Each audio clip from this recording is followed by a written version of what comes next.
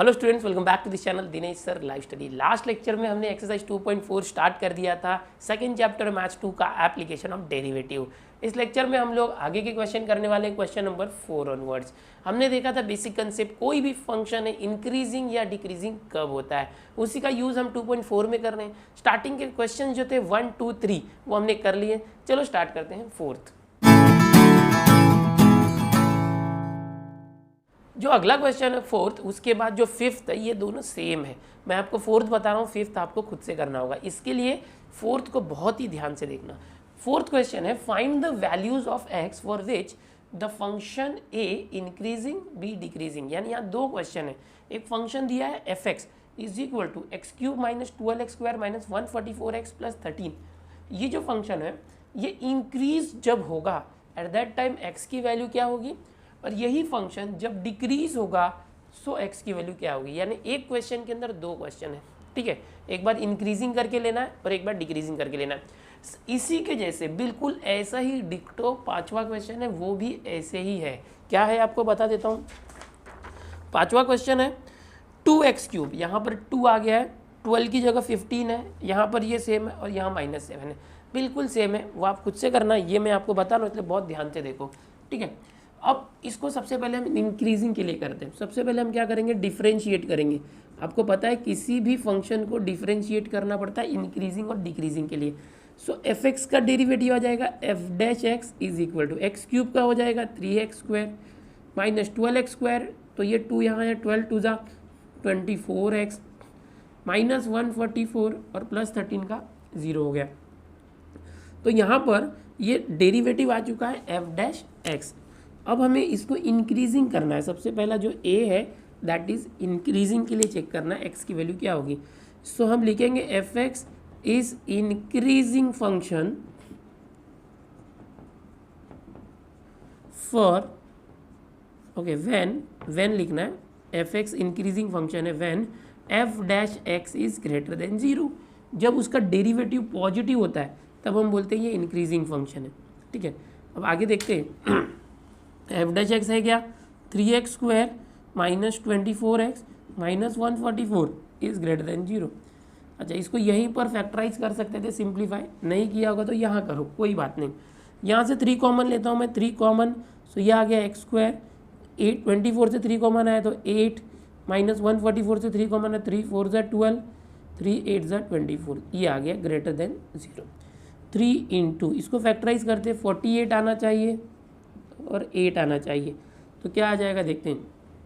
12 4 ज़ा 48, 12 में से 4 गया 8। अभी 8 जो है उसका साइन माइनस है, सो बड़े वाले को माइनस दो, छोटे वाले को प्लस देना। ओके, सो ये आ गया x माइनस 12 और x plus 4 is greater than 0। ये जो मैं यहाँ फैक्टराइज कर रहा हूँ यहाँ करते तो भी चलता, कहीं भी करो।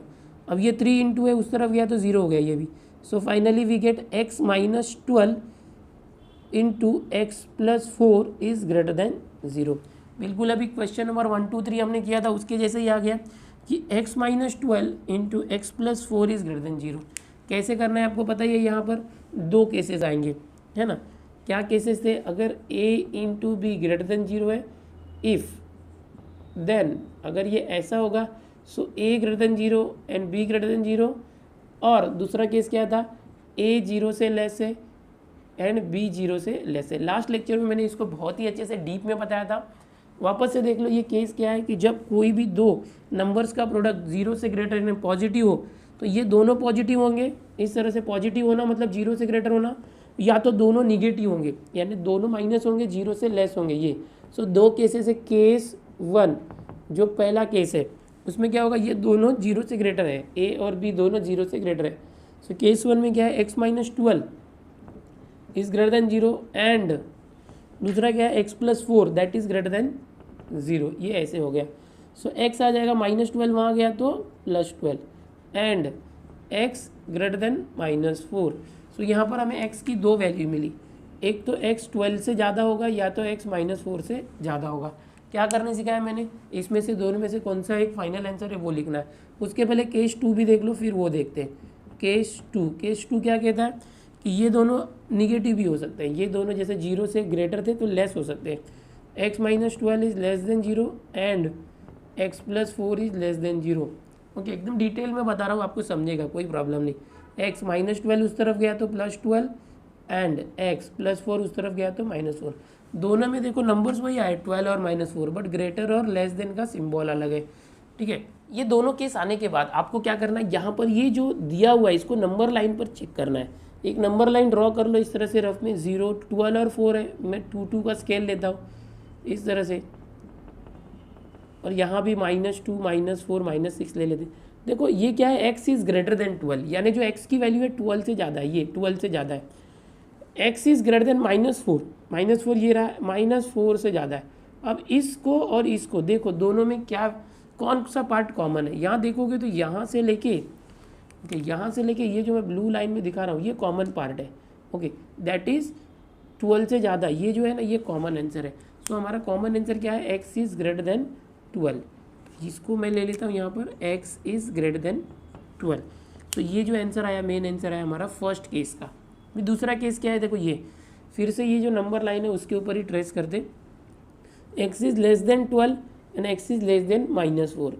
ठीक है, यहाँ पर 0 लेते, यहाँ पर 12 ले लो और यहाँ पर -4 ले लो, चलो सिर्फ जिसकी ज़रूरत है उतना ही ले लिया। x इज़ लेस देन 12 मतलब 12 से छोटा, और x इज़ लेस देन -4 ये रहा, -4 से छोटा।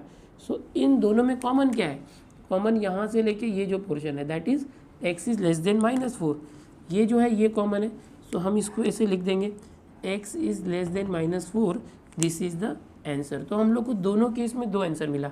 देयरफॉर क्या करना था, देखो the values of x। Okay, therefore final answer आप लिखोगे केस 1 एंड केस 2 का सोल्यूशन करके लिखोगे, solution x is greater than 12, x is greater than 12 and x is less then -4, x is less then -4, यानी -4 से छोटा है, -4 से छोटा है और 12 से ग्रेटर है। अभी इसी चीज़ को हम कैसे लिख सकते हैं, ध्यान से देखना, बहुत इंपॉर्टेंट स्टेप बताने जा रहा हूँ सॉल्यूशन के। x इज़ ग्रेटर देन 12, अगर कोई वैल्यू 12 से ग्रेटर है, 12 से ज़्यादा है, तो 12 के बाद यहाँ पर पॉजिटिव इन्फिनिटी आता है, और ये -4 से यहाँ आएंगे तो -इन्फिनिटी आता है। सो x इज़ ग्रेटर देन 12 मतलब क्या कि, अच्छा यहाँ पर मैं क्या करता हूँ सॉल्यूशन में, ये जो x इज़ लेस देन -4 है ना, उसको पहले लिख देता हूँ, इसको पहले इसको बाद में लिखता हूँ। Solution x is less then -4 ये वाला, and x is greater than 12 बाद में लिखते हैं, बड़ा नंबर बाद में। ओके, अब देखो x इज़ लेस देन -4 मतलब -4 से कम, बट -4 से कितना कम, कहाँ तक जाने का, -5, -6, -1 ऐसे कर करके -इन्फिनिटी तक। सो इसका जो हमको डोमेन मिल गया वो क्या मिल गया, -इन्फिनिटी टू -4, क्या मिल गया इसका, -इन्फिनिटी टू -4, या इक्वल नहीं है इसलिए ओपन ब्रैकेट। ओके, एंड ये क्या हो गया, x इज़ ग्रेटर देन 12 से ग्रेटर, बट कितना ग्रेटर वो पता नहीं है।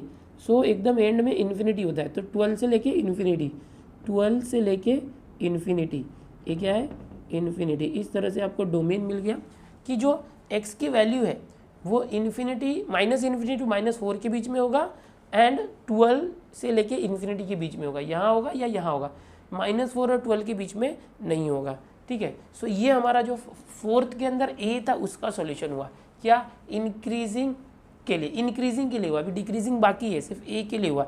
इसका आप स्क्रीनशॉट ले लो, मैं आपको b के लिए भी बताता हूँ। ठीक है, स्क्रीनशॉट ले लिया। अब डिक्रीजिंग के लिए देखो, अभी तक हम लोग क्या कर रहे थे, ये इंक्रीजिंग के लिए कर रहे थे। ठीक है, अब इंक्रीजिंग नहीं, ओनली फॉर डिक्रीजिंग। तो डिक्रीजिंग के लिए क्या करेंगे, ये सब कुछ वही रहेगा, fx is equal to derivative लेना है ये। ओके, यहाँ पर क्या होगा, is decreasing function. Okay, decreasing function, तो f डैश एक्स क्या हो गया, लेस देन 0 हो गया, निगेटिव हो गया। तो ये सारे जो है ना इसको सबको लेस देन करना पड़ेगा, डिक्रीजिंग है तो लेस देन। ओके, ये लेस देन 0 हो गया। अच्छा, ये जो फैक्टर आप पहले भी निकाल सकते थे, कोई प्रॉब्लम नहीं। इसके बाद जो ये केस आएगा क्या, कि if a into b is less than 0, अगर ये लेस देन 0 मतलब क्या होता है, या तो a पॉजिटिव है तो b निगेटिव है, और अगर a निगेटिव है, अच्छा a निगेटिव है तो b पॉजिटिव होगा। यानी ये a इंटू बी निगेटिव कब होगा, 0 से कब होगा, दोनों में से एक प्लस एक माइनस होगा, ये दो केस है। सो यहाँ पर क्या है, अगर पहला जो है x माइनस 12 है वो 0 से ग्रेटर है, तो दूसरा जो है वो लेस देन 0 होना चाहिए, और अगर x माइनस 12 जो है 0 से लेस है तो दूसरा जो केस है ग्रेटर होना चाहिए। ठीक है, ये बिल्कुल वैसे ही है, खाली यहाँ पर केसेस चेंज हो जाते हैं। ये आपने लास्ट लेक्चर में देखा था, डिटेल में मैंने बताया था। अभी यहाँ पर आगे देखते हैं, x -12 वहाँ गया तो +12 एंड x +4 वहाँ गया तो -4। यहाँ पर x -12 वहाँ गया तो +12 और जो इनइक्वलिटी साइन है वैसे ही रखो, +4 वहाँ गया तो -4। अब जरा कॉमन देखना है क्या आता है। देखो एक अगर नंबर लाइन ड्रॉ किया ऐसे, x इज़ ग्रेटर देन 12, सो मैं यहाँ 0 लेता हूँ और ऐसे 4 8 12 ले लेता हूँ, ठीक है। और -4 चाहिए तो ये -4 आ गया। सो x इज़ ग्रेटर देन 12 से ग्रेटर ये रहा, समझो नंबर लाइन आगे तक है, तो ये x इज़ ग्रेटर देन 12 है and x is less then -4, x is less then -4। इन दोनों में कुछ कॉमन है क्या? देखो ये जो मैंने लाइन ड्रॉ की और ये, इन दोनों में कोई कॉमन पोर्शन नहीं है, ठीक है। इसको नहीं लेंगे केस 1 के आंसर को। केस 2 में देखो x इज़ लेस देन 12, ध्यान से देखना, x इज़ लेस देन 12 से छोटा है, लेस देन 12 ये, and x is greater than -4, -4 कहाँ है? यहाँ है, -4 से ग्रेटर। अब ये दोनों लाइन में कॉमन पोर्शन कितना है दोनों का? ये जो है ये दोनों में है, देखो इतना पोर्शन दोनों में है। सो ये क्या आ गया, ये पोर्शन को क्या बोलेंगे, जो x की वैल्यू है -4 से ग्रेटर है और 12 से लेस है, मतलब दोनों भी वैलिड है। तो हम लोग क्या बोलेंगे, देयरफॉर x, जो x की वैल्यू है वो क्या है, -4 से ग्रेटर और 12 से लेस। x की वैल्यू -4 से ग्रेटर है और 12 से लेस है। सो ये हो गया। अभी सॉल्यूशन कैसे लिख सकते हो, सॉल्यूशन कंबाइंड सॉल्यूशन अगर लिखना है तो -4 से बड़ा है और 12 से छोटा है, इस तरह से ओपन ब्रैकेट में सॉल्यूशन लिख सकते हैं, ठीक है। ये कॉमा हो गया। तो अभी मैंने क्या बताया आपको, सिर्फ क्वेश्चन नंबर 4 बताया। इसके पहले जो बताया वो इंक्रीजिंग के लिए था, अभी जो बताया वो डिक्रीजिंग के लिए है। अच्छा, ये इतना पोर्शन सेम है, जो फंक्शन है उसका डेरिवेटिव लेके फैक्टराइज करना, सिर्फ यहाँ पर सिंबल चेंज होता है, इंक्रीजिंग में ग्रेटर देन 0 लेना, डिक्रीजिंग में लेस देन 0 लेना। इसके बाद जो दो प्रोडक्ट आते हैं 2 नंबर के, उसमें यहाँ पर केसेस 2 लेना है हर बार, ठीक है। स्क्रीनशॉट ले लो क्वेश्चन नंबर 4 का। अभी क्वेश्चन नंबर 5 जो बिल्कुल सिमिलर है, मैंने स्टार्टिंग में ही बताया, आप खुद से करो। क्वेश्चन नंबर 6 में आपको बताता हूँ। अब क्वेश्चन नंबर 6 देखो, बिल्कुल वैसा ही है। Find the values of x for which f(x) is equal to x/x² + 1 is a strictly increasing, b strictly decreasing. एक ही क्वेश्चन में दो सब क्वेश्चन है। कैसे किया जाए, देखो बिल्कुल अभी जो 4th वाला किए थे उसी तरह से 5th करना और वैसे ही 6th करना आ जाएगा, आप खुद से भी ट्राई करो। सो f(x) इज इक्वल टू, देखो क्या दिया है, तो यहाँ पर लिखो वी हैव, सॉल्यूशन कर रहे हैं हम लोग, f(x) is equal to x/x² + 1। क्या करना पड़ता है, हर बार डेरिवेटिव लेना पड़ता है। यहाँ f(x) को अच्छे से लिख देता हूँ, f(x), so differentiating with respect to x, ध्यान देना, इसका डेरिवेटिव आ जाएगा f(x) इज इक्वल टू, देखो u/v करना पड़ेगा। अभी क्या था u/v फॉर्मूला डेरिवेटिव लेने के लिए, v यानी x² + 1 into derivative of x यानी 1 minus x into derivative of v, x² + 1 का डेरीवेटिव 2x + 1 का 0, डायरेक्ट किया मैंने डेरिवेटिव, ठीक है। u डेरिवेटिव v ले लिया यहाँ पर। आप एक स्टेप और करोगे तो और अच्छी बात है। फिर नीचे जो v होता है उसका square, x² + 1 the whole square, ये आ गया। अब f(x) करो, क्या आएगा, देखो इसका मल्टीप्लाई करो 1 का, x² + 1 minus x into 2x, 2x² upon x² + 1 the whole square. Then f(x) is equal to x, देखो ये 1 है, 1x² में से 2x² माइनस किया तो -1x², 1 - x² अपॉन क्या है x² + 1 द होल स्क्वायर।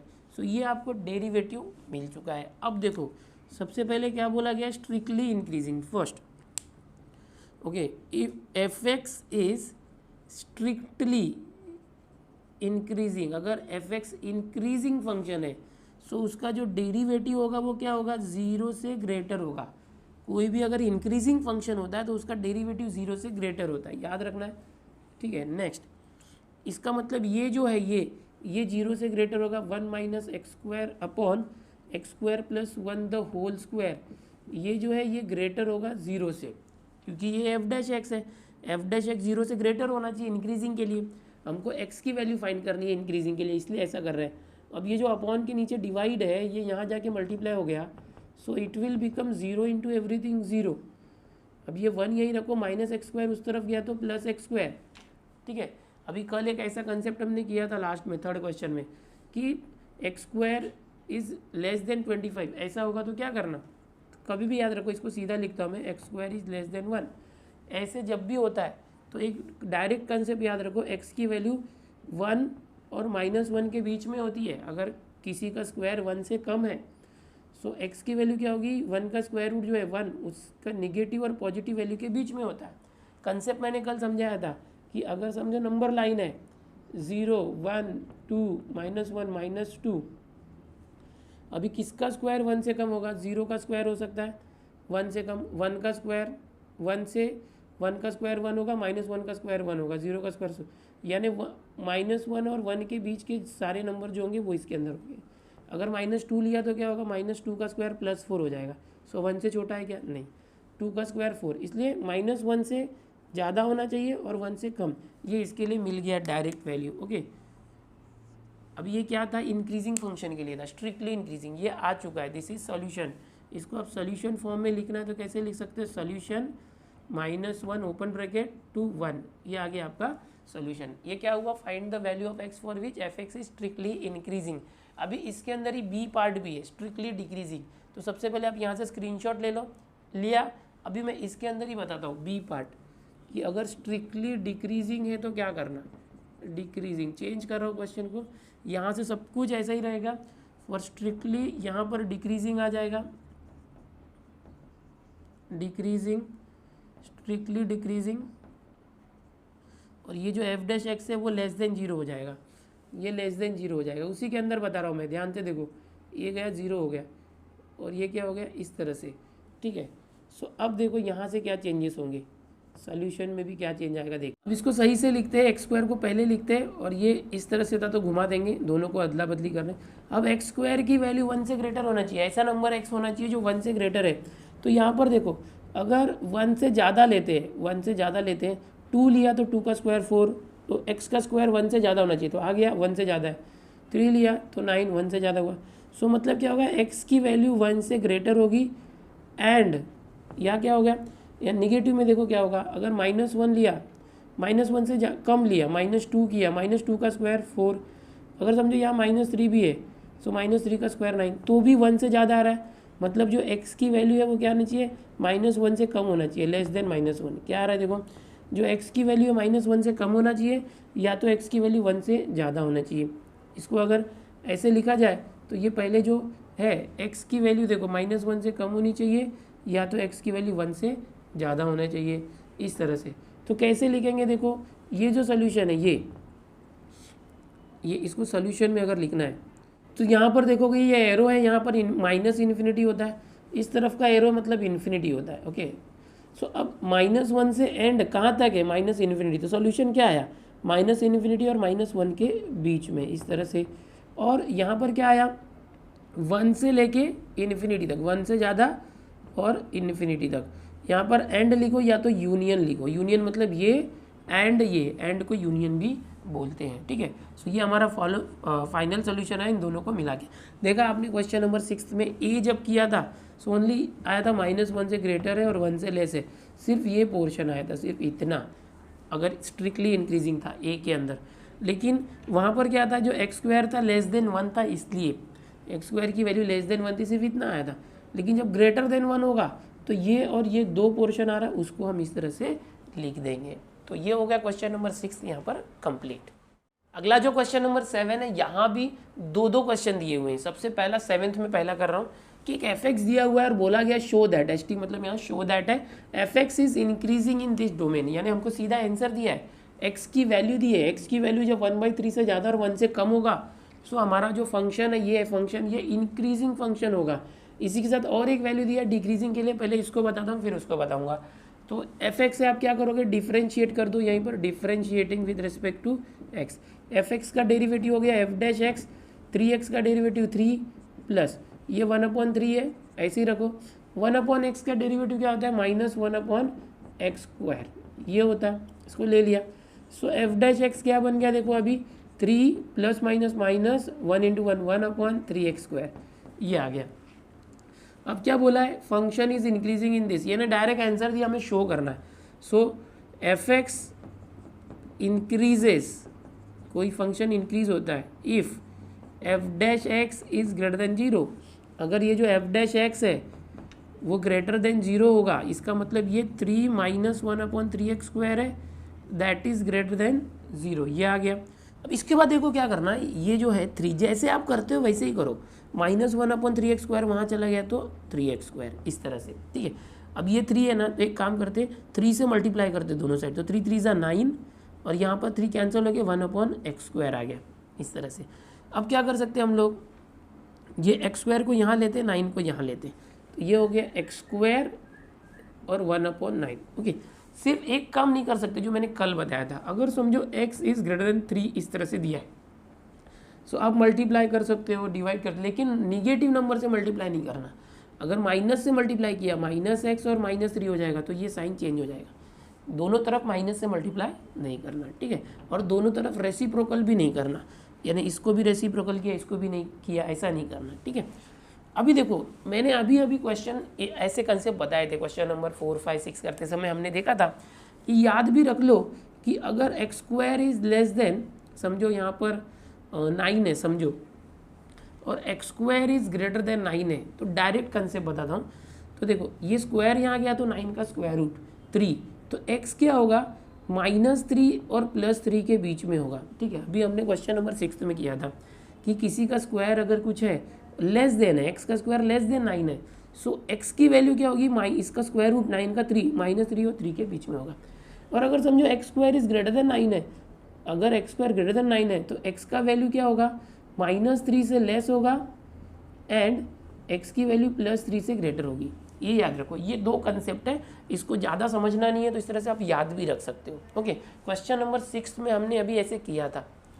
अब देखो यहाँ पर x² की वैल्यू 1/9 से ग्रेटर है, इसका मतलब क्या कि जो x की वैल्यू है, अच्छा ग्रेटर है, ग्रेटर मतलब क्या होता है कि जो निगेटिव नंबर है, अगर मैं आपको समझना है तो मैं समझा देता हूँ। और ये देखो नंबर लाइन 0, ये समझो 1 है, ये 2 है, 1 है, ऐसे क्यों किया मैंने, 1/3 होने वाला ना 1/9 का स्क्वायर रूट, तो ये 1/3, ये 2/3, ये 3/3 यानी 1, इस तरह से, ये -1/3, ये -2/3, ये -3/3 का -1। अब देखो x का स्क्वायर ग्रेटर देन 1/9 है, ऐसा कौन सा नंबर है जिसका स्क्वायर करने पर 1/9 से ग्रेटर आएगा, 1/9 मतलब कि 0 से थोड़ा ज़्यादा है, 0 पॉइंट, इस तरह से 0.1 है, ओके। सो 1/9 से ज़्यादा होना चाहिए, मतलब यहाँ से यहाँ होना चाहिए, पॉजिटिव आना चाहिए, किसी का भी स्क्वायर पॉजिटिव ही आता है। सो देखो यहाँ पर अगर मैं स्क्वायर रूट करता हूँ तो 1/3 आ जाएगा, -1/3 या +1/3, ठीक है। सो जैसे ये कंसेप्ट था, मैंने क्या बताया था, किसी का स्क्वायर अगर ग्रेटर है 9 से तो x क्या आ जाएगा, इसका जो निगेटिव नंबर है उससे छोटा रहेगा और पॉजिटिव नंबर उससे ज़्यादा रहेगा, यानी इसका जो निगेटिव नंबर है ये -1/3 उससे छोटा रहेगा और इसका जो पॉजिटिव वैल्यू है यहाँ पर इससे ज़्यादा रहेगा, याद रखना। सो यहाँ पर x की वैल्यू क्या आ जाएगी, इसका जो निगेटिव नंबर है -1/3 इससे लेस होगा और जो इसका पॉजिटिव स्क्वायर रूट है 1/3 उससे ग्रेटर होगा। इस तरह से 2 केसेस होते हैं, याद रखो। अगर किसी का स्क्वायर किसी नंबर से ज़्यादा है तो निगेटिव नंबर से छोटा होगा और पॉजिटिव नंबर से ज़्यादा होगा, ये नंबर लाइन का कंसेप्ट है। अब यहाँ पर क्या प्रूफ करना था, देखो कि f(x) जो है ये इस डोमेन में है, 1/3 से ज़्यादा तो है ना, देखो 1/3 से ज़्यादा, और यहाँ क्या बोला 1 से कम जो है ना उसके अंदर भी है। सो 1/3 से ज़्यादा मतलब क्या, नंबर लाइन पर देखोगे सो ये 0, ये 1/3 और ये 1, ये 2, सो ये बोला 1/3 से ज़्यादा होना चाहिए, तो आ रहा है ना x इज़ ग्रेटर देन 1/3। यहाँ पर आप देखोगे 1 सेकेंड, यहाँ पर x इज़ ग्रेटर देन 1/3 आ रहा है, मतलब जो x की वैल्यू है 1/3 से ज़्यादा है, मतलब यहाँ से ये इस तरह से कहाँ तक ज़्यादा है, पूरा सब वैल्यूज ले सकता है, ओके, इन्फिनिटी तक ज़्यादा है, यानी एक्चुअल में 1/3 इन्फिनिटी है। सॉल्यूशन क्या है, यहाँ पर आप लिख सकते हो, इसको हटा देते, x² हम ऐसे लिख सकते हैं, सॉल्यूशन यहाँ पर 2 सॉल्यूशन है। अगर ये देखा जाए तो 0 के बाद -1/3 से लेके -इन्फिनिटी तक, -1/3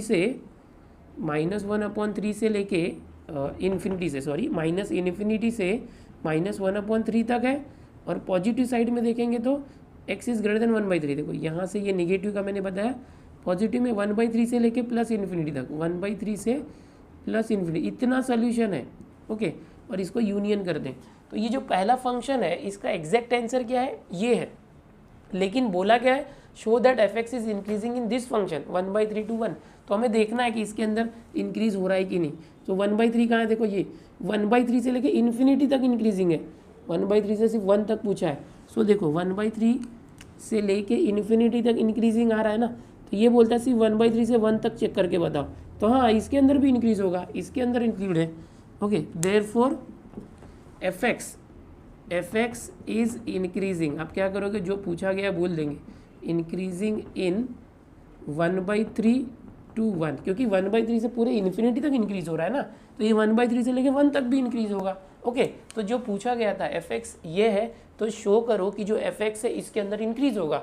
तो हमने क्या किया, जनरली इसके लिए जो सोल्यूशन आता है एक जनरल सोल्यूशन निकाला, और ये जो डोमेन है इसके अंदर ही है, 1/3 से लेके इन्फिनिटी के अंदर ही 1/3 से लेके 1 है, तो हमने उसको शो कर दिया। तो इस तरह से क्वेश्चन नंबर 7 के अंदर पहला क्वेश्चन करना है कि कोई अगर एफ एक्स दिया है उसका डेरिवेटिव ले लो, इस तरह से उसके कंडीशन निकालो। ओके, और इसका बेसिक भी बता दिया, स्क्वायर वाला बेसिक। हाँ, अभी तक मैंने आपको a इंटू बी बताया था, a into be greater than 0 होगा, a into be less than 0 होगा। दो केस होता है यहाँ पर। क्या होता है, अगर ग्रेटर देन 0 है तो दोनों पॉजिटिव होगा या दोनों निगेटिव, लेस देन 0 है तो एक पॉजिटिव एक निगेटिव, या पहला निगेटिव दूसरा पॉजिटिव। स्क्वायर में मैंने क्या बताया, अगर a square is a square, या x स्क्वायर है समझो, x square is less than 0 है या लेस देन 1 है समझो, या समझो 4 है, ठीक है। सो x की वैल्यू क्या होगी, अगर लेस देन है तो 4 का स्क्वायर रूट 2, सो -2 और 2 के बीच में होगा। लेकिन x स्क्वायर ग्रेटर देन 4 है तो x की वैल्यू क्या होगी, इसका जो निगेटिव होगा 4 का स्क्वायर रूट -2 से लेस होगा, एंड इसका जो पॉजिटिव वैल्यू है 2 उससे ग्रेटर होगा। तो ये दो केसेस है स्क्वायर के लिए। ओके, इसको याद कर लो तो आपसे कभी गलती नहीं होगी, और आपको बार बार सोचना नहीं पड़ेगा, ये सब एनालाइज करने की जरूरत नहीं है, हमेशा ट्रिक याद रखो। तो ये ट्रिक है इसका, ठीक है। लेकिन अब आप बोलोगे एफ एक्स का आंसर तो सॉल्यूशन ये आ रहा है, हाँ ये सॉल्यूशन, हमको यहाँ सॉल्यूशन करने बोला ही नहीं है। हमको क्या बोला है कि अगर ये फंक्शन है तो शो करो कि ये जो फंक्शन है इस डोमेन के अंदर इंक्रीजिंग है, इस डोमेन के अंदर। तो हमने क्या किया, इसका जनरल सोल्यूशन निकाला, बाद में देखा ये जो डोमेन दिया है वो उसके अंदर ही है, इंक्लूड है, इसलिए वो प्रूव हो गया। अभी इसके अंदर दूसरा भी है, वो भी देख लेते हैं। अब जो इसके अंदर ही दूसरा क्वेश्चन है 7th के अंदर, वो क्या बोला है, show that this F x is decreasing in, यानी एफ एक्स इज डिक्रीजिंग। देखो मैं सोल्यूशन मिटा नहीं रहा हूँ, उसी के अंदर मैं बताता हूँ 1/9, 1/3 इसके अंदर डिक्रीज हो रहा है, ऐसा बताना, ठीक है। तो कैसे करेंगे, जो फंक्शन है डिफ्रेंशिएट किया, ओके सब कर दिया, F x decreases if F dash x is less than 0।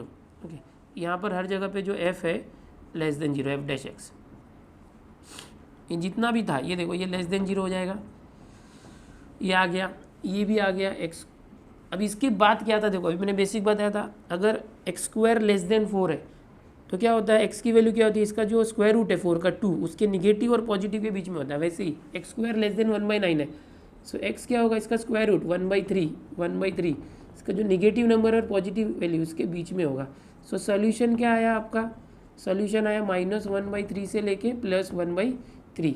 अब आप बोलोगे आंसर तो ये लाना था, आंसर वो नहीं लाना था, इसका सोल्यूशन हमको जो आता है हम वो लाएंगे। इसके पहले अभी देखा 7th के अंदर डिक्रीजिंग में ये आ रहा है सोल्यूशन कि -1/3, अगर मैं नंबर लाइन की बात करूँ इस तरह से 0 1 1 1, ये 1/3 और ये -1/3, सोल्यूशन मेरा क्या आ रहा है, ब्लू पेन से आपको बताता हूँ कि यहाँ -1/3 से लेके 1/3 के बीच में जितनी भी वैल्यूज़ होगी उन हर एक वैल्यूज़ के लिए जो ये लागू होगा, यानी कि ये डिक्रीजिंग होगा, ये फंक्शन डिक्रीजिंग होगा। लेकिन ये क्या बोला है, 1/9 से 1/3 तक हो रहा है क्या, देखो इसने ये बोला है कि बाकी होता है या नहीं वो बात की बात है, सिर्फ 1/9 से 1/3 में हो रहा है डिक्रीज हो रहा है या नहीं। देखो सो देखो 1/3 किधर आएगा, ये पॉजिटिव है, सो 0 के बाद आएगा। इस नंबर लाइन को और बड़ा करके देखो, मैं नंबर लाइन से वापस आपको समझाता हूँ। देखो यहाँ पर समझो ये 0 है, 0 थोड़ा दूर लेते हैं, ये 1 है तो ये 1/3, ये 2/3, और यहाँ पर देखो ये -1/3 इस तरह से लिया है। सो -1/3 से लेके 1/3 के बीच में हमारा सोल्यूशन है, ऐसा हमने ला दिया है जैसे हम करते थे उसका यूज़ करके, ठीक है। इसके ब्लू वाली जो लाइन है उसमें हमारा सोल्यूशन है, यानी कि इसके अंदर x की वैल्यू कुछ भी होगी इसके बीच में से, उसके लिए ये फंक्शन जो एफ एक्स है डिक्रीजिंग होगा, ठीक है। लेकिन ये क्या बोला है, 1/9 और 1/3 के बीच में डिक्रीज हो रहा है कि नहीं चेक करो। इसने ये नहीं बोला है कि ये सोल्यूशन लाओ, इसके बीच में डिक्रीज हो रहा है कि नहीं वो करो।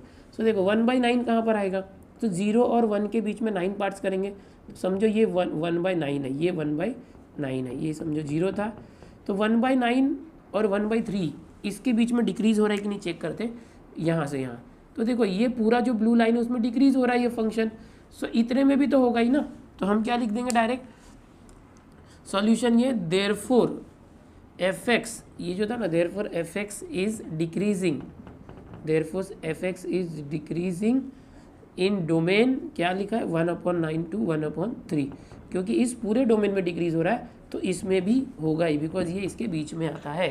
ठीक है, हमने ये रफ में समझना है, आपको ये दिखाने की ज़रूरत नहीं है, ये रफ के लिए था, यहाँ से स्क्रीनशॉट ले लो।